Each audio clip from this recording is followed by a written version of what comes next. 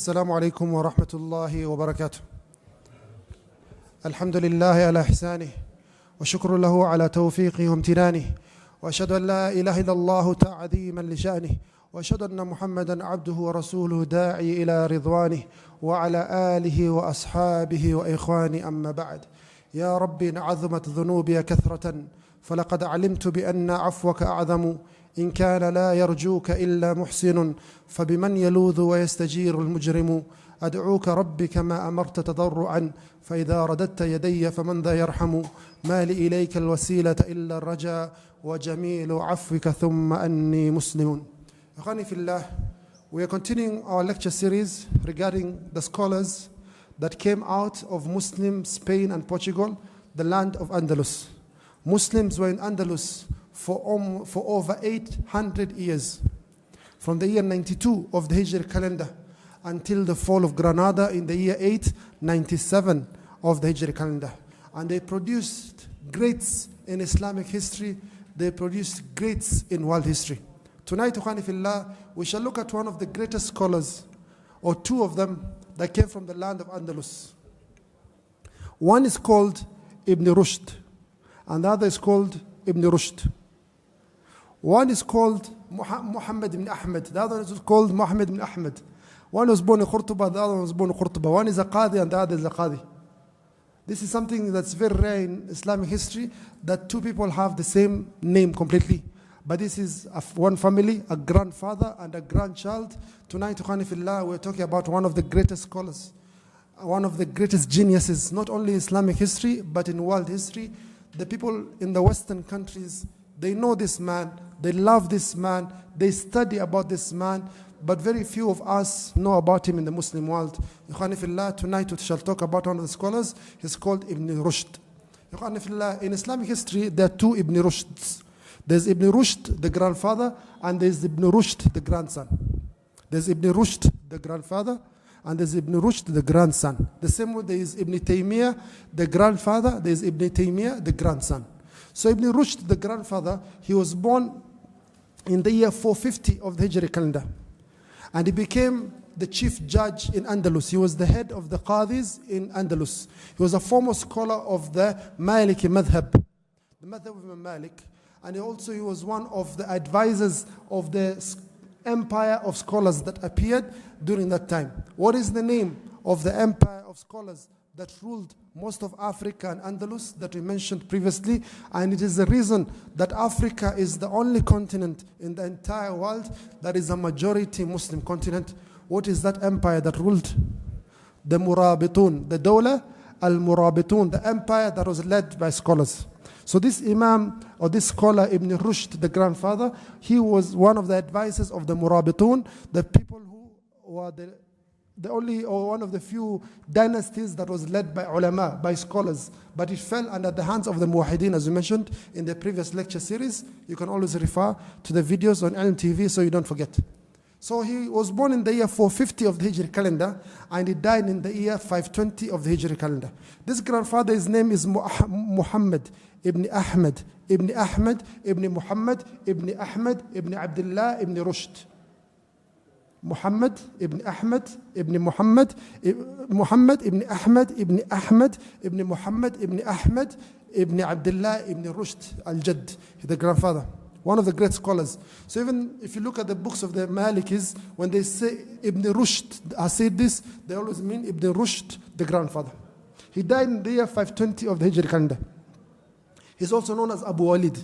Then the year he dies is the year his grandson is born. So his grandson was born in the year 520 of the Hijri calendar. And he died in the year 595 of the Hijri calendar, when he was, how old? What people of his maths? 520 to 595. How old is he? 75. And the grandfather was 450 to 520. How old? 70. So the grandfather died at 70. The grandson died at 75. Both of them, Abu Walid, Abu Walid. The father of Walid, Walid. Ibn Rushd, this one is, the grandson is also his name. Muhammad ibn Ahmed, ibn Muhammad, ibn Ahmed, ibn Ahmed, ibn Muhammad, ibn Ahmed, ibn Abdullah, ibn Rushd. They have the same name, Muhammad ibn Ahmed, ibn Muhammad, ibn Ahmed. You can find this a lot, Ikhwani Fillah, in West Africa and in Pakistan, Indian subcontinent, you go to Bangladesh, you find an entire family, everyone is known as Muhammad. Then they have a second name, like Muhammad Zubair, Muhammad Aslam, Muhammad Al-Awwal, Muhammad Al-Thani, Muhammad Al-Thalith. Some have numbers, not even names. Some have double names, and some have numbers to differentiate. Because of the love that Muslims have for the Prophet Muhammad sallallahu alaihi wasallam, it is the number one name in every birth certificate in many countries. Even if you go to the UK, you go to France, the most popular name in France, or the most popular name in UK, is probably the name of our beloved Prophet Muhammad sallallahu alaihi wasallam. Hate him, insult him, make cartoons, but Allah subhanahu wa ta'ala has raised his level in this dunya and akhirah, shi'tum wa baytum. So Ibn Rushd, this one, Al-Hafid Khani Fillah, he is one of the greatest geniuses in Islamic history, but also very controversial. So controversial that some people even declared him not to be upon the Islam that is required. Imagine a scholar, but people even doubting his Islam. Why is this the case? Khani Fillah, this man born in the year 520 of the Hijri calendar. Initially he starts as usual to memorize the Quran of Allah subhanahu wa ta'ala. Then he memorized the Muwatta of Imam Malik, as it was the madhab of the people of Andalus. Then he memorized the books of Arabic language to make sure that his tongue is articulate. He speaks Arabic as is required. He memorized the Diwan of Al-Mutanabbi. And he continued learning and studying different fields. This man studied so many fields that he became something known is known as a polymath. This is a scholar of a number of fields. Not only a scholar in one field, he was a scholar in a number of fields. Number one, he became a scholar of medicine. A scholar of medicine. The scholars, they say, this is the greatest doctor or the greatest medical researcher from the time of Galen, the Greek, to Ibn Rushd. We have not seen the like of this man. He has a book, it's known as Al-Kulliyat fi Tib.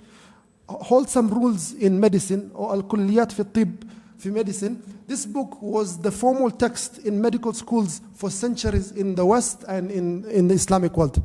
He has the best book, or the most important book at the time for medical. He's the very first person who described the retina, that is the retina in the eye that receives light, not the lens. He described the stroke where the blood does not reach, the sperm from the heart does not reach the brain. He described Parkinson's disease. This man was great in medicine. So great that he was the official doctor of the Caliph of the Muslims at the time, Abu Yaqub Yusuf ibn Abdul Mu'min ibn Ali, who was the leader of the Muslims, of the Muwahidun. He was the official doctor of the Khalifa. How great of a level is he? He explained the poetry of Ibn Sina. There's a great scholar in the Muslim world known as Ibn Sina, that you find many people in hospitals, they call this Ibn Sina hospital, Ibn Sina pharmacy.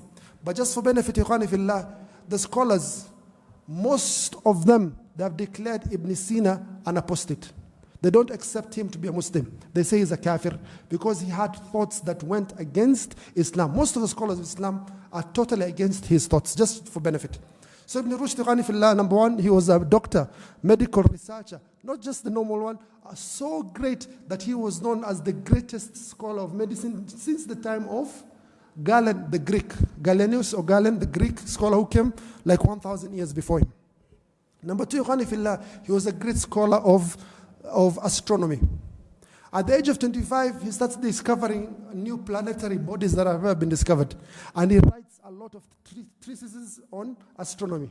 This is how the ulama were then back then. They're not only scholars of fiqh and sharia, they're not only Maalim dukes, as they say, and they look down upon the students of Quran or the teachers of Quran. They were wholesome. In every field, there were scholars. Not like our time right now, you go to university, you do economics, or you do physics, or you do medicine. No, these are scholars in every field, and teachers and professors, they reach high level. Number three, he was a scholar of sharia. He was a scholar of fiqh. We studied in Medina. The very first book they teach you when you enter Medina, or the foremost book they teach you in the faculty of Sharia in Medina and also in Azhar University, is his book, Bidayatul Mujtahid wa Nihayatul Muqtasid. This book is teaching you how to be a faqih, how to be a jurist, how to take evidences from the Quran and the hadiths and to bring out a ruling. So in this book he mentions there's this issue. The scholars have differed on this issue upon 2 opinions or 3 opinions.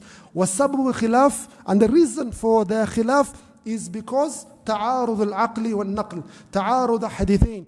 Because these two hadiths have conflicted, or this nas is going against qiyas. An excellent book. And that book, Khanifillah, is so difficult even for the scholars to teach. Till today, I don't know if there's any sheikh. There's a sheikh, one of our sheikhs, Sheikh Abdullah Zahim, Ustad Doctor, he tried explaining parts of it, but it's a very difficult book. So he was a scholar of fiqh, sharia. Number 4, and this is the most controversial part that Ibn Rushd came with, he became the scholar of philosophy, one of the greatest scholars of philosophy in history. If you look in European history, they know him as Averroes. They call him Averroes. Number 2, they call him the father of rationalism. Number 3, they call him the commentator. If you go backwards in history, the Greek civilization is what brought the strength of the Roman Empire. The Greeks had 2 famous philosophers. First was Plato. And the student of Plato, the one who came from the school of Plato, is known as Aristotle. These are the 2 foremost scholars of Greek philosophy. And their thoughts and their ideologies shaped the world. Till today, people are following the thoughts of Aristotle and Plato. But these thoughts or these writings were lost in history until the Muslims came and they wrote Arabic books for it. But many of them could not explain what they translated to Arabic. Until this great scholar Ibn Rushd al-Hafidi came and he started explaining the philosophy of Aristotle. He became so excellent in it, that he became a marji', he became a point of reference when he came to philosophy. However, he went overboard with philosophy until it led to the Khalifa of the Muslims at the time, Abu Yusuf Yaqub al-Muwahhidi, the one who was the hero of the Battle of Arak, we mentioned previously in Andalus. He expelled him from Morocco, from Marrakesh. Expelled him to where? Expelled him to a Jewish village in Cordoba. He says, you go live with the Jews. You're not going to live with the Muslims. Your thoughts and your ideologies go against Islam. Imagine, this great scholar, he was expelled. Go stay with the Yahud. You are more close to the Yahud using the brain and other things than to the Muslims. So he goes to the village of Luciana near Cordoba, and he stays there with the Jews for many years, expelled. His books were taken and burned. Only 58 of his books remain from a total of over 100 books. He was burned completely. Why? Because these philosophers, they went overboard. As we follow the Quran of Allah subhanahu wa ta'ala, we know we are, number 1, we're slaves of Allah Azza wa Jal. And Allah is Al-Alim, A'lamu. There's no one who has more knowledge than Allah subhanahu wa ta'ala. True or false? Our brain, regardless of how much we use it and how much we think and how much we debate and we conceptualize and we bring up theories and hypotheses, cannot reach a level. There's a level it ends. You cannot perceive the events that you did not see, for example, or did not sense with the senses that we have. We know as human beings 5 senses. They talk about 6 senses. But there's so many things. We can't see the malaika right now. Can you see the angels here present? Can you see the shayateen? They're here. You can't see the bacteria, yet they're here. You have to invent a microscope like 200, 300, 400 years ago to see the bacteria and the viruses and the atoms, but they're there all the same. It's not that they're not there. It's not your senses were not able to do it together. So these people, they went overboard with their philosophy. Number 1, they start debating. It's not good even to mention these things, but just to know, philosophy is something that is haram, according to the scholars. It takes you into a path whereby you start questioning everything, except even things that are accepted. Number 1, they start questioning her. On the day of Qiyamah, will Allah subhanahu wa ta'ala resurrect the body only, or the body and the soul, or the soul only? So they say the only thing that will happen, the resurrection on the day of Qiyamah, is the soul. There's no way that body that is rotten in the ground will be resurrected. Right together? But you recite Surah Al-Qaf. The Prophet ﷺ used to give khutbah until the people memorize Surah Al-Qaf, chapter 50 of the Quran. The same disbelief, بَلْ عَجِبُوا أَنْ جَاءَهُمْ, they were believing that if you are already dust and ash and you're already eaten by the ground, will you be brought back alive? But we as Muslims, we believe that Allah subhanahu wa ta'ala, the one who gave you life and gave you death, the same way He'll resurrect you. He created you from nothing. True or false? Allah created you from nothing. So how will it be difficult for Allah subhanahu wa ta'ala to create you, to recreate you from something? Are you together? Allah created you from nothing. How difficult then, if you're to use your logic, will it be for Allah to recreate you from something? You're already something, you died, and parts of you remain, bones or skeleton, your skull, or the coccyx bone that you mentioned previously. How difficult would that be for Allah subhanahu wa ta'ala? Logically, it should even be easier. So they're questioning this. Number two, they're questioning, was this universe there, or is it created by Allah subhanahu wa ta'ala? What is this question? Allahu khaliqu kulli shay. They're saying no. You see, even in the Quran, Allah subhanahu wa ta'ala, He took to create Adam, He took the soil and He used that soil to create Adam. That means the soil was there from before. That means the universe was there from before. Number one, what does this benefit you with your ibadah and your closest to Allah Azza wa Jal? Number two, is there any way for you to prove what you're saying? Do you have like CCTV or documentary or a book written from that? No, the only book you have reference is the book of Allah Azza wa Jal. So believe Allah khaliqu kulli shay. We don't have knowledge of everything. We have knowledge that are given by Allah subhanahu wa ta'ala. So many of these questions that until Khanifillah, some of the people, like we mentioned, the Khalifa, he threw in prison. In this time, Khanifillah, there are many philosophers that appear in this time. We mentioned Ibn Sina. You go to many Muslim countries, you find Ibn Sina Hospital, Ibn Sina Pharmacy, Ibn Sina Medical Research Institute, and so on and so forth. Ibn Sina has a raised position in Islam. Are you together? By his person, the scholars consider him a kafir. Most of the scholars of Islam, they consider him to have left the deen of Allah Azza wa Jal because of the perverted thoughts of philosophy, of Plato and such that they were spreading. Also during this time, Al-Farabi, Ibn Tufayl, you never hear such names, you run away. Ibn Arabi as-Sufi. If you look at the series Ertugrul, I watched the first few episodes, then you see a person who's not even at the time of Ertugrul, a person with a white beard, Ibn Arabi. See, they're advertising this man to make him to look like a holy man, a holy sheikh. But all the scholars, like all of them, they declare him to be a disbeliever because of thoughts that go against the deen of Allah Azza wa Jal. So Ibn Rushd Khanifillah lived in this time. Very confused man. One of the greatest geniuses from the year 520 of the Hijri calendar to the year 595 of the Hijri calendar. He died in the city of Marrakesh in Morocco, but he was buried, his body was taken all the way to Cordoba and he was buried in Andalus. This is one of the great scholars of Islamic history, Khanifillah, that was born in the year 520 of the Hijri calendar, passed in the year 595. His grandfather was born in the year 450 and he passed away in the year 520. Inshallah, tomorrow we shall continue with our lecture series regarding Sicily, and hopefully in the next 1 or 2 weeks we shall finish with Sicily and we start a different topic, inshallah. Wa akhiru da'wana alhamdulillah rabbil alameen. Wassalamu alaikum wa rahmatullahi wa barakatuh. Any questions? Now, I forgot a very important point he mentioned. You have an Imam, he's called Imam Abu Hamid al-Ghazali. Imam Abu Hamid al-Ghazali was also very confused, rahimahullah. One of the greatest scholars of Islamic history. He wrote a book known as Ihya Ulumuddin. Ihya Ulumuddin, the revival of the Islamic sciences. But this book is full of fabrications and hadiths that are fabricated.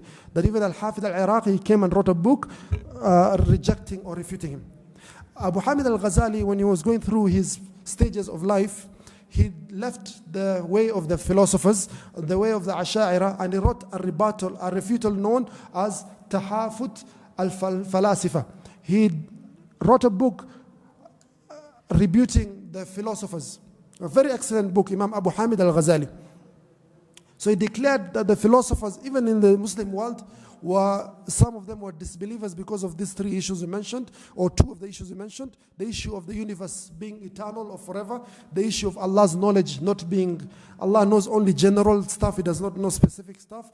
And the third one, I forget we mentioned, was regarding one of the philosophical arguments. So he declared them to be kuffar. Ibn Rushd, the grandson, he comes and he writes a book known as Tahafut at-Tahafut, the rebuttal of Al-Ghazali, the incoherence of the incoherence.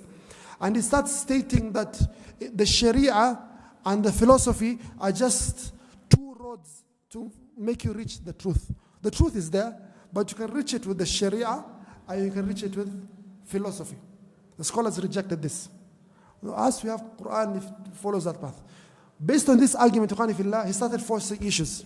Whatever goes with his philosophical thought that he took from Aristotle, if he sees that there's a conflict between the Quran and the Sunnah with his philosophy, what does he do? He says, we have to explain the Quran and the Sunnah in a different way that supports or goes together with philosophy. So for him, what comes first? Philosophy. So if philosophy conflicts with the Quran and Sunnah, philosophy comes first. We have to explain the Quran and the Sunnah based on philosophy. So Shaykh al-Islam Ibn Taymiyyah wrote a refutation. It's called Daru Ta'arud al-Naql al-Aql. The brain that is correct, that is upon the fitrah, will never go against the Sharia. The Sharia and the brain will always go together if the brain is okay and the Sharia, what you're taking from, is authentic knowledge. Qanifillah, people have discovered, especially in the last 50, 100 years, like, the Quran said this 1,400 years ago. The Quran said this 1,400 years ago. Like the issue of the fly.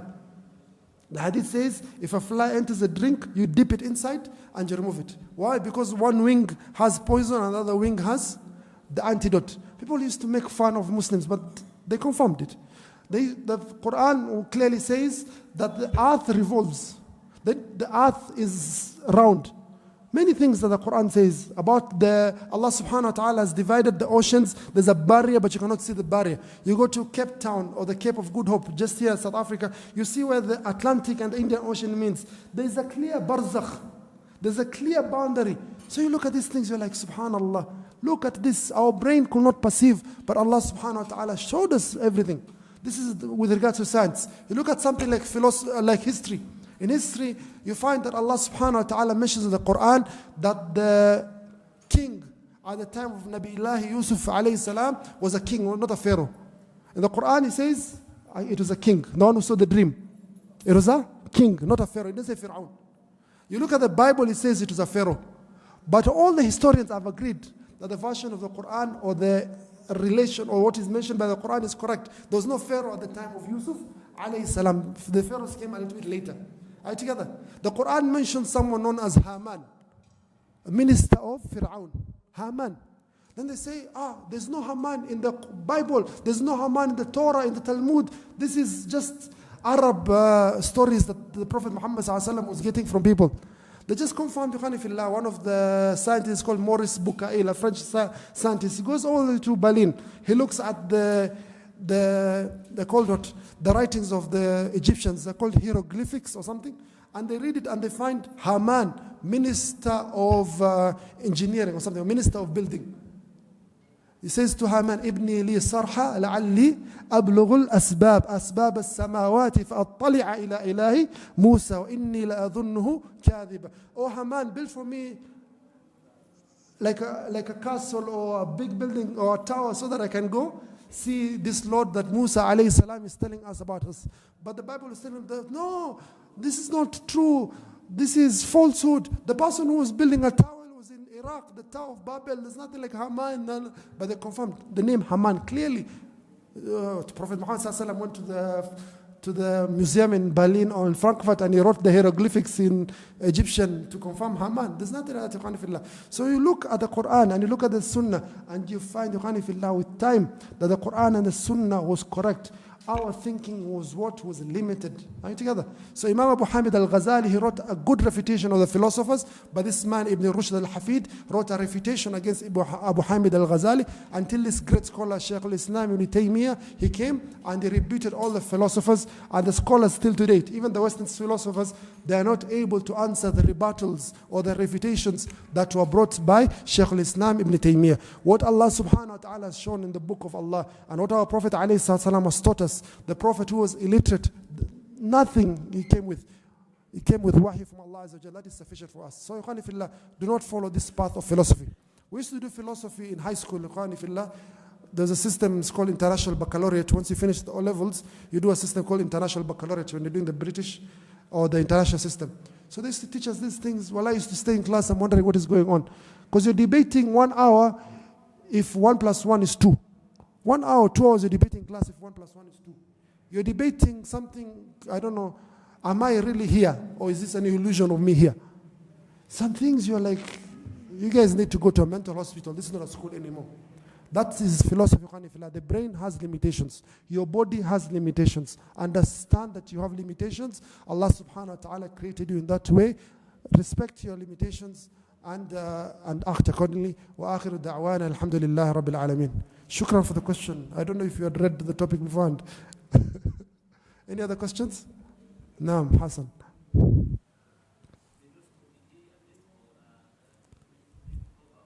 Did he?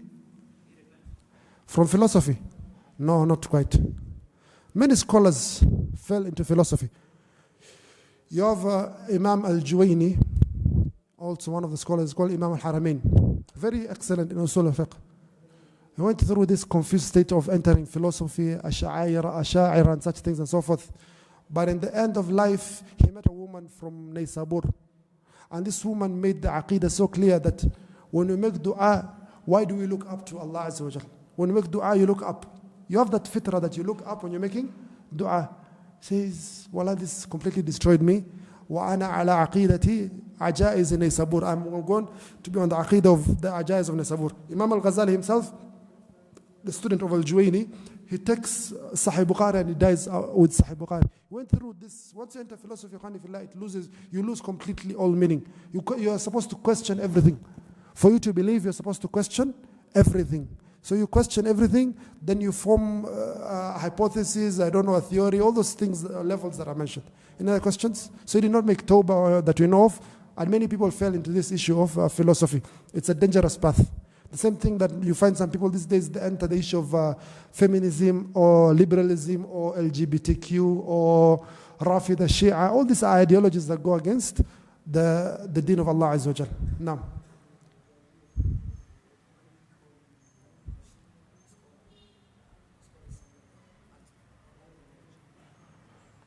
Why do you call Ibn Rushd a scholar, and a scholar is someone who acts upon all knowledge? It's a good question, but there are two types of scholars. I'm not calling him an evil scholar or anything, but there are two types of scholars. There's good scholars and there's bad scholars. There are people who, scholars for dollars, as they say, that's a bad name, but you find some scholars, they change their opinion based on what is convenient for them. What is convenient either for their safety or for their pocket or for whatever reason. You find, like Libya, the scholars at the time of Umar al-Mukhtar, who was fighting the Libyans, and they say Umar al-Mukhtar is Khawarij. Umar al-Mukhtar is going against the Amir. The Amir is Benito Mussolini in Italy. Is that your Amir? The fascist leader who massacred so many Muslims. So you find some people who, even the fitna of saying the Quran is a creation of Allah, that was brought by philosophers, and they punished the scholars. They killed some of the scholars you mentioned previously. They jailed Imam Ahmad ibn Hanbal and imprisoned him, bringing out, now that thing has died. And everyone knows, Muslims say Quran is the word of Allah Azza wa Jal. It's not a creation. Why bring such philosophical arguments? And the question you can always ask yourself when people bring, even if a sheikh comes tells you something, how does that affect my worship? How does that improve my relation with Allah Azza wa Jal?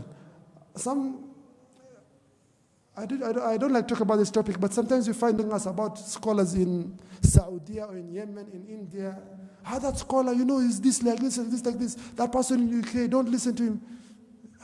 It's not something that increases my ibadah to Allah Azza wa Jal. Teach me about ikhlas, teach me about tawbah, teach me about the Quran, teach me the correct path. Don't teach me about people, teach me about the haqq. Are we together? So always focus on the haqq. Don't listen to these people who come just whatever. That's the rule that you should have. Sufyan al-Thawri, the mother used to send him, my son, go study under the ulama and I will be sufficient for you with my teaching. I'll teach for you. You don't need to spend any money. I'll do teaching, I'll spend for you money. But be careful. Look at your heart. When you learn any hadith or the Quran, do you see has it increased your iman? Has it improved your character? Then you take that knowledge. If it has not improved your iman, it has not improved your character, you go away. It's not beneficial knowledge. You always say, you ask in the morning every day, أذكار علما نافعا ورزقا طيبا وعملا متقبلا. What is علم نافع? It's knowledge that benefits you. Benefits you with what? To bring you closer to Allah or further to Allah. So if someone is coming to give you knowledge and is talking about other people, Hassan, how will that improve your ibadah with Allah? Will that improve your qiyamul layl? To know that Sheikh Akram is like this, like this. Me and you are not, we enter the grave different times, we are going to have different questionings. So even if I have my sins, like which mountain, that's between me and Allah Azza wa Jal. And for you, it's between you and Allah Azza wa Jal. So don't support this issue of sometimes it's important to make clear some people who might misguide people, but you're telling me things that are not relevant to us. They're not relevant to my worship. They're not relevant to me being misguided or not. Sometimes from knowledge is knowing when to give some knowledge and to hide some knowledge. All right, together, Muhammad. وآخر دعوانا الحمد لله رب العالمين والسلام عليكم ورحمة الله وبركاته.